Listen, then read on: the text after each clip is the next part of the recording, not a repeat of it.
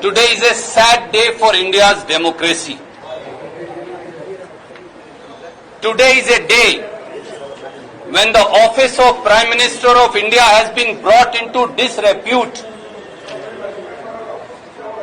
Today is a day when none less than Prime Minister of India, Shri Narendra Modi ji, has committed a sacrilegious crime. Today is a day that will be remembered in India's and Karnataka's history as a day when Prime Minister of India Narendra Modi ji condoned corruption. Today is a day which will go down in history of Karnataka as a day when Prime Minister of India put his stamp of approval on 40% corruption. Today is a day when Prime Minister of India Shri Narendra Modi conveyed to all BJP workers in Karnataka that their lives don't matter, that they don't matter. Today is a day when Prime Minister of India Shri Narendra Modi conveyed that for political benefit and for vote garnering, BJP and Modi ji will go to any extent. Whether it is condoning the act of a person who was responsible for death of a political worker, Santosh Patil, or bowing before rowdy cheaters like fighter Ravi. Today is a day when Prime Minister has proved former Governor Satyapal Malik right कि प्रधानमंत्री जी को corruption से कोई खास ऐतराज नहीं है. We all saw Prime Minister's video talking to Shri Ishwarappa, joking with him, supporting him, trying to assimilate him back into their fold. I ask you, as a citizen of India, Mr. Prime Minister Modi,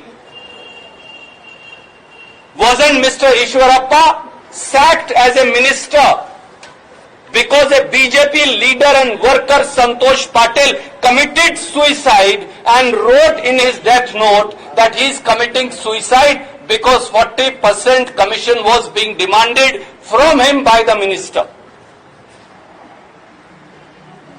Has Prime Minister Modi ever spoken to the family of BJP worker Santosh Patil? Has Prime Minister Modi ever called widow of Santosh Patil and spoken 2 words of condolences to him? Has Prime Minister Modi ever decided to go to house of Santosh Patil when he came to Belgavi? When we said double engine Sarkar is double engine Droha, it has been proved today by none less than Prime Minister of India, Shri Narendra Modi, calling Mr. Ishwarappa.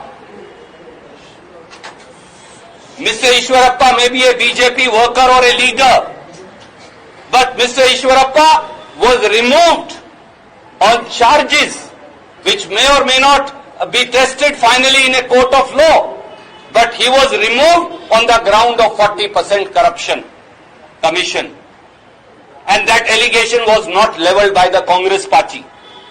That allegation was levelled by Shri Santosh Patil, who committed suicide, leaving behind a death note saying that he was being demanded 40% commission for payment of contracts by Mr. Ishwarappa and his colleagues. If allegations of Mr. Santosh Patil were not right, why did you remove Mr. Ishwarappa? If allegations of Santosh Patil were not right, why did you deny ticket to Ishwarappa?